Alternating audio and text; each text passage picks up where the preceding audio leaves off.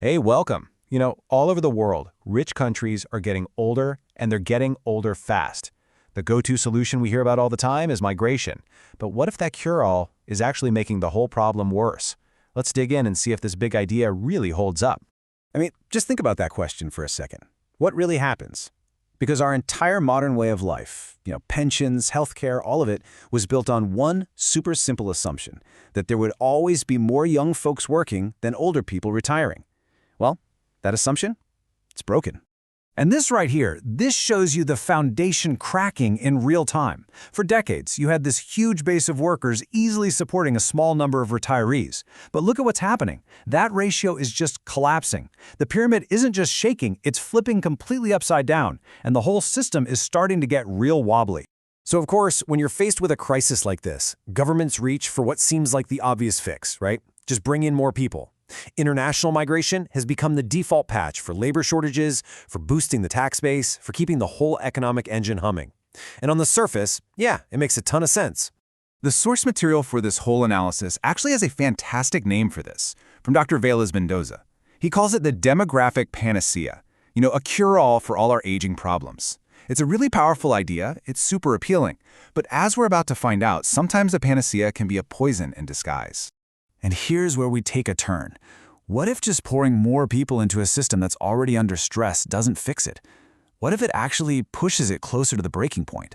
To really get our heads around this, we need to borrow an idea from, of all places, physics, that just perfectly explains what's happening to our societies.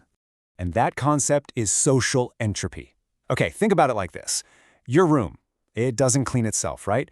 Without you putting in constant effort, real energy, it just naturally slides into a mess, total disorder.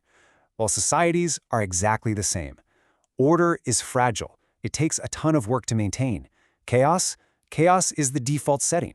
And every policy we make either fights that slide into disorder or it hits the accelerator. So this basically lays out the two directions we can go. On one side, you've got order. These are what we call anti-entropic policies. They're planned, they create stable systems, things are predictable. On the other side, you've got disorder. Reactive, entropic policies, these are the quick fixes that overload systems and, create a whole lot of unintended chaos. The key thing to get is that every choice pushes us one way or the other. Okay, so to see how this all plays out in the real world, we're going to look at three incredible case studies: Canada, Mexico, and Spain. Each one has a totally different demographic problem, and each has picked a radically different way of trying to manage it. Just look at the snapshot for a second. It's pretty wild. You have Spain, one of the oldest countries on the planet with fertility rates in the basement, and it's just reacting to things as they happen. Then you have Canada, which is trying to engineer a solution with the super meticulous points-based system. And then there's Mexico, just caught in the middle of a demographic storm. These aren't just three countries. They're three completely different experiments in how to handle societal stress. All right, first up, Canada. On paper, this is the perfect anti-entropic model, right? They use this really sophisticated point system to handpick young, educated immigrants. It looks like the ultimate example of rational planning. It looks like they've got it all under control. But when you start to look a little closer, you see the cracks. First, their very orderly system actually creates disorder somewhere else by causing a brain drain of doctors and engineers from other countries. Second, it kind of imports its own chaos. Newcomers all tend to cluster in a few big cities, which sends housing costs through the roof and strains services. That's a perfect example of urban entropy. And here's the kicker: it doesn't even solve the root problem. Immigrants and their kids quickly adopt the same low birth rates as everyone else. So Canada's model, it's a really smart patch, but it's not a permanent fix. Okay, so let's jump from Canada's attempt to control to a system that is in a state of, high entropy, Mexico.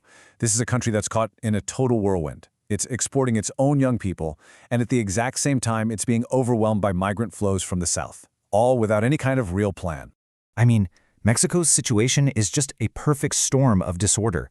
It loses its most ambitious young workers to the U.S., while at the same time, it has zero real infrastructure to help the new arrivals from other places, which leads to these terrible humanitarian crises. And trying to get people to have more kids? It's kind of pointless when over half the country works in the informal economy with no stability. It's a system that's just pumping out chaos for itself and for its neighbors. And that brings us to our last stop, Spain. The source material calls Spain the terminal case of this crisis. It represents that final stage where a society is completely dependent on these chaotic, reactive fixes just to keep the lights on. The analysis here really doesn't pull any punches. Spain's whole strategy, relying on these cycles of irregular migration and then having these massive chaotic campaigns to make them legal, it is the exact opposite of that careful order-building planning we talked about. It's a policy of pure reaction. And the results are exactly what our theory of entropy would predict. The government systems for processing people, they get completely saturated and just break down. The economy gets stuck in this low-wage, low-innovation rut. And the pension system, the very thing this was all supposed to save, gets pushed even closer to the edge. It's a textbook case. So we've seen the symptoms in 3 very different countries. Now let's connect the dots and get to the deep, fundamental reasons why this panacea is failing again and again. Okay, this is where it all comes together. This connects 3 huge ideas.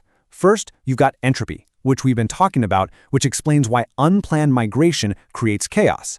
Second, you have systems theory, which tells us that our institutions, like healthcare, housing, you name it, can only take so much stress before they just break. And third, economic theory about inequality shows that when you flood the low-wage market, it can push down wages for everybody. See, it's not one single failure, it's a chain reaction. And hey, if you're thinking, well, maybe this is just a temporary thing, look at this number, r squared. In statistics, a score of 1 is a perfect prediction. A score of 0.99, that is as close to a crystal ball as you will ever get. It means the aging of these societies is as certain as the sun coming up tomorrow. This is not a blip. It is a tectonic shift in the ground under our feet. So, if the old solution is actually making the problem worse, what's the alternative? The argument here is that we have to stop just managing chaos and start consciously, deliberately designing order. And that requires a completely new blueprint. So what does that new blueprint look like? Well, first, we have to start thinking in 50-year timelines, not just until the next election cycle. Second, countries have to start working together with real, binding agreements so one country doesn't get stuck with the whole burden. Third, and this is the really radical part, we have to rethink the social contract itself. You know, if there are fewer workers, maybe we need to tax robots or capital to pay for pensions. And finally, we have to make it genuinely possible for people to have families, not with one-time cash payments, but with real security like affordable housing and childcare. And this is the bottom line. The whole debate cannot just be stop migration or start migration. That's completely missing the point. The real challenge is so much bigger. It's about fundamentally redesigning the architecture of our society so they can be more resilient, more planned, and capable of creating real, lasting order in a world that's only getting more complex. Which really leaves us with one last big question. We know from physics that chaos is the default setting of the universe. Order doesn't just happen. It has to be built, and it has to be maintained. So the real question for all of us is, what kind of order are we willing to build? And are we brave enough to do it?